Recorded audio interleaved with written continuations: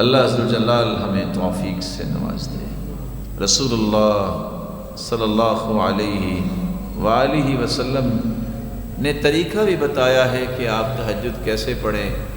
شاید کہ دہرانے سے ہمیں یاد آ جائے، آپ کو علم ہی ہوگا، لیکن چند آداب جو اللہ کے رسول نے بیان کیے ہیں، کیونکہ کچھ لوگ کہتے ہیں جی کوشش تو کرتا ہوں اٹھا ہی نہیں جاتا، کچھ لوگ کہتے ہیں جی اٹھ تو جاتا ہوں بس ہمت نہیں پڑتی، کیوں جی ایسا ہوتا ہے؟ کچھ لوگ کہتے ہیں بس گھنٹی لگائی تھی، الارم تو بجا لیکن بات نہیں بنی، بس اٹھ کے بیٹھتا ہوں پھر سو جاتا ہوں۔ دوسرا کہتا ہے وضو کر کے آیا تو جی چاچو تھوڑا سا سو جاؤں تو پتہ چلا کہ فرض نماز بھی گزر گئی۔ یہ مختلف سوالات بتاتے ہیں کہ اللہ کے رسول کا طریقہ ان کو آ جائے تو ان کے مسائل حل ہو سکتے ہیں۔ طریقہ کیا ہے؟ میرے ساتھ رہیں گے انشاءاللہ، کر دیں بیان؟ لگتا ہے تھک گئے ہیں، کوئی ہے میں اس کو دبا دوں جو تھکا ہوا ہے؟ آپ میرے ساتھ ہیں انشاءاللہ؟ اگر کوئی سچی تمنا رکھتا ہے کہ وہ تہجد پڑھے تو اس کے لیے پہلا کام یہ ہے کہ وہ رات کو سنت کے مطابق جلدی سو جائے۔ 4 لوگوں کو اجازت ہے، وہ اجازت وہ استعمال کر سکتے ہیں۔ علم والے لیٹ ہو سکتے ہیں، اللہ کے رسول صلی اللہ علیہ وسلم کے صحابہ بھی سیکھتے تھے، اور امام احمد بن حنبل وہ رات ساری ایک دوسرے سے علمی مذاکرہ کرتے رہتے، اور سیدنا ابو ہریرہ رات کا ایک پورا حصہ صرف حدیثیں یاد کرنے میں گزارتے۔ اجازت امت کے لیے اگر آپ نے کچھ سوچ بنانی ہے کہ امت کیسے بلند ہو سکتی ہے تو آپ لیٹ ہو سکتے ہیں، کیونکہ اللہ کے رسول بھی اور سیدنا ابوبکر بھی آپس میں مشورہ کرتے، رات لیٹ تک اور گئے تک یہ باتیں ہوتی رہتی۔ جائز ہے۔ اگر آپ کے پاس کوئی مہمان آ گیا ہے تو اس کی خاطر تواضع کرنے کے لیے آپ لیٹ ہو سکتے ہیں کہ وہ آیا ہے، پریشان نہ ہو، اس کو کھانا کھلا کے اس کو لٹا کے آپ ہی سو جائیں۔ من تطیب خاطر المرأة، اور چوتھی اجازت یہ ہے کہ زوجین جو ہے وہ لیٹ ہو سکتے ہیں۔ اگر آپ کے پاس یہ عذر نہیں تو آپ کو اگر سنت سے پیار ہے تو آپ کو جلدی سونا چاہیے۔ یہ پہلا طریقہ ہے جس سے آپ تہجد کے لیے تیار ہو سکتے ہیں، اور اس کے ساتھ ہی دوسرا طریقہ ملا لیجئے جو شاید کہ آپ کے لیے نیا ہو۔ حدیث میں آتا ہے قیلوا فإن الشیطان لا تقیل، قیلولہ کیا کرو، شیطان قیلولہ نہیں کرتا۔ قیلولہ کیا ہوتا ہے؟ ظہر سے پہلے کچھ دیر اپنے آپ کو ریلیکس کرنا، ظہر کے بعد فیلولہ ہوتا ہے، اور آج کی سائنس بھی یہ بتاتی ہے کہ only 26 منٹ 26 منٹ اگر آپ اپنے آپ کو لٹا لیں تو اس سے آپ تہجد کے لیے اپنے آپ کو تیار کر سکتے ہیں۔ دوسرا کام، آپ نے جب سونا ہے تو سونے سے پہلے آپ باوضو ہو کے سو جائیں۔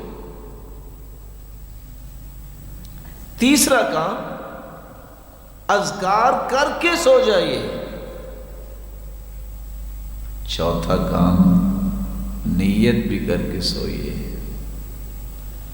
نیت کر لیں گے، سوئے رہیں گے، تہجد پھر بھی لکھی جائے گی۔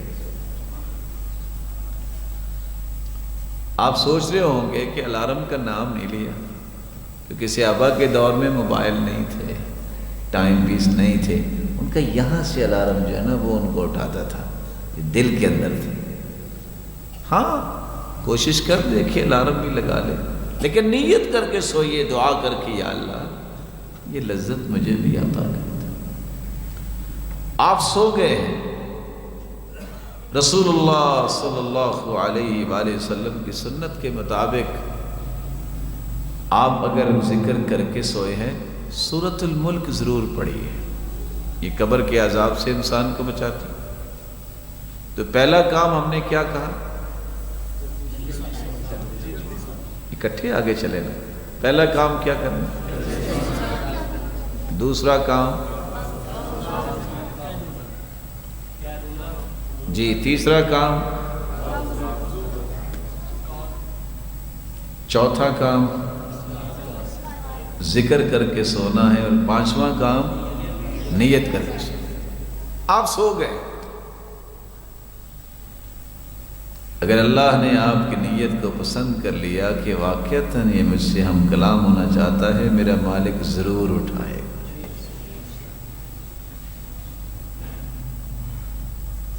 دل کی جو کیفیت ہوتی ہے نا، فیصلے اس پہ ہوتے ہیں۔ آپ اٹھے ہیں، بہت سارے اٹھنے کے بعد بھی فیل ہو جاتے ہیں، شیطان نہیں ان کو اٹھنے دیتا۔ آپ صلی اللہ علیہ وسلم نے چھٹا ایک کام کیا ہے کہ جب آپ صلی اللہ علیہ وسلم اٹھتے تو عبداللہ بن عباس کہتے ہیں استيقظ النبی فجعل يمسح النوم عن وجهه بيده۔ غور کیجئے گا، جب آپ اٹھے ہیں تو اٹھ کے آپ بیٹھ جائیے، بھاگیے نہیں، دوڑیے نہیں، او کتنا ٹائم ہو گیا۔ یہ افراتفری نا دین میں نہیں ہے۔ بڑے آرام سے، تحمل سے، سکون سے، وقار سے ہم کس کے لیے اٹھے ہیں؟ آپ اٹھ کے بیٹھیے، الحمدللہ الذی احیانا بعدما اماتنا والیہ النشور، الحمدللہ الذی رد علی روحی وعافانی فی جسدی واذن لی بذکری۔ دعائیں پڑھی ہیں اور اوپر سے آنکھیں بند ہوگی۔ آپ سنت کے مطابق کیا کریں؟ دونوں ہاتھوں سے 3 مرتبہ اپنے چہرے پہ لگائیں تاکہ نیند دور ہو جائے۔ ہم تو کیا کرتے ہیں نا، ٹائم دیکھو، وہ بڑا ٹائم پہ آئے پھر سو گئے۔ شکر کریں یہ ٹائم پہ اللہ نے آپ کو اٹھا دیا۔ تو چھٹا کام کیا کرنا ہے؟ اٹھتے وقت بھی آپ کو دعا پڑھنی چاہیے، اللہ تیری ہی تعریف ہے جس نے دوبارہ مجھے صحیح سلامت زندہ کر دیا۔ کیونکہ ہم رات سوتے وقت دعا پڑھتے ہیں اللہم بسمی کا، یہ نہیں کہتے ہم انام و استیقظ، میں اللہ کے نام پہ سوتا ہوں اور اٹھوں گا، اموت و احیا، میں اللہ کے نام پہ ہی مرتا ہوں اور زندہ کیا جاؤں۔ یہ غور کیجئے، نیند بھی جو نا الموتۃ الصغریٰ، یہ چھوٹی موت ہوتی ہے۔ اللہ یتوفی الانفس حین موتها، اللہ جب کسی کو سلاتے ہیں اس کی روح کو قبض کر لیتے ہیں، چاہے تو واپس کر دے، چاہے تو واپس نہ کرے۔ رسول اللہ صلی اللہ علیہ وآلہ وسلم کا طریقہ کہ وہ دعا پڑھتے اور اپنے چہرہ انور پہ ہاتھ پھیرتے اور سورۃ آل عمران کی آخری آیتیں پڑھتے۔ ان فی خلق السماوات والارض واختلاف اللیل والنہار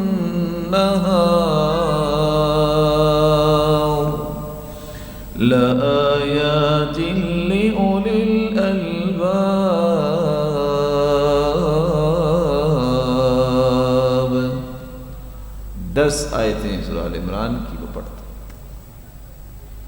7واں کام، رسول اللہ صلی اللہ علیہ وسلم آدھا کام رات کرتے وقت اور آدھا اٹھ کے کرتے۔ رات سوتے وقت کیا کرتے؟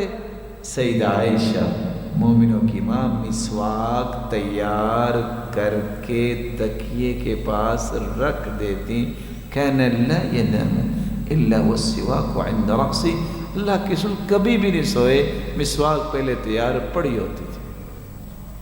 آج مسواک کی جگہ پہ ریموٹ پڑا ہوتا ہے، یا گلیکسی یا آئی فون پڑا ہوتا ہے، اور کب پڑا ہوتا ہے؟ فیس بک دیکھتے دیکھتے پتہ نہیں کب نیند آ گئی، اسی طرح پڑا ہے۔ وہاں تہجدیں نہیں آتی، وہاں شیطانوں کا غلبہ ہوتا ہے۔ جنہوں نے اللہ کے قریب ہونا ہوتا ہے وہ اللہ کے رسول کی زندگی کو فالو کر رہے ہوتے ہیں، مسواک پڑھیے، اور آپ اٹھتے ہی اپنے چہرے پہ ہاتھ پھیرنے کے بعد، آیتیں پڑھنے کے بعد پہلا کام مسواک کرتے ہیں۔ نیند کی رہی صحیح کسر بھی نکل جاتی ہے، ختم نیند، کہاں سے آئی کہاں گئی کچھ پتہ نہیں، تر و تازہ اٹھا۔ رسول اللہ صلی اللہ علیہ وسلم نے فرمایا تھا طیبوا افواہکم فانہا طرق القرآن، اپنے منہوں کو صاف ستھرا رکھا کرو، یہ قرآن کے راستے ہیں۔ آپ حیران ہوں گے یہ حدیث سن کے، فرشتوں کی کوئی خوراک نہیں، لیکن بندہ جب مسواک کر کے کھڑا ہو جاتا ہے تو فرشتہ جو ہے وہ پہلے چکر لگاتا ہے، مسواک کی ہوئی ہے قریب ہو جاتا ہے، یہاں تک کہ اپنے ہونٹ پڑھنے والے کے ہونٹوں پہ رکھ دیتا ہے۔ جو قرآن کی تلاوت کرتا ہے کرنے والا، وہ فرشتے کی خوراک بن جاتا ہے۔ لیکن اگر اس نے مسواک نہ کی ہو تو وہ قریب نہیں آتا، پیچھے رہتا ہے۔ ساتواں کام یہ ہے کہ آپ مسواک کا اہتمام کریں۔ ہو سکتا ہے کہ میرا محترم بھائی سوچ رہا ہو برش بھی تو کیا جا سکتا ہے، آپ کر سکتے ہیں، منع نہیں کر رہے، لیکن یاد رکھنا مسواک کا آلٹرنیٹ نہیں ہے۔ یہ مسواک کرنا سنت ہے، اور جو اس کے فوائد ہیں آپ تصور نہیں کر سکتے، وہ دندانوں سے آپ کو فوائد نہیں ملیں گے۔ خصوصاً پیلو کے درخت کی مسواک اللہ کے رسول کو پسند تھی، اور اس میں آج تو طب نے بھی کتنی بڑی باتیں لکھ دی ہیں کہ کس طرح انسان کے مسوڑوں کی یہ ورزش کروا دیتی ہے، اور کس طرح اس کے خون کی سرکولیشن ٹھیک کر دیتی ہے، اور کس طرح انسان کے ان دانتوں کو تر و تازہ رکھتی ہے، اور مسوڑوں میں کسی قسم کی کمپلیکیشنز اگر ہوں تو یہ مسواک اس کو دور کرتی ہے، جبکہ برش یہ نہیں کر سکتی۔ آٹھواں کام جو رسول اللہ صلی اللہ علیہ وآلہ وسلم نے کیا ہے، آپ کی اگر آنکھ کھولی گئی ہے، میں کہتا ہوں آپ کی ہمت نہیں ہے، پھر بھی جسم ٹوٹا ہوا ہے، لیکن ایک کام کر لیجئے اگر آپ نے سونا بھی ہے، میں اجازت نہیں ویسے دے رہا، میں صرف فائدہ لے رہا ہوں ایک حدیث۔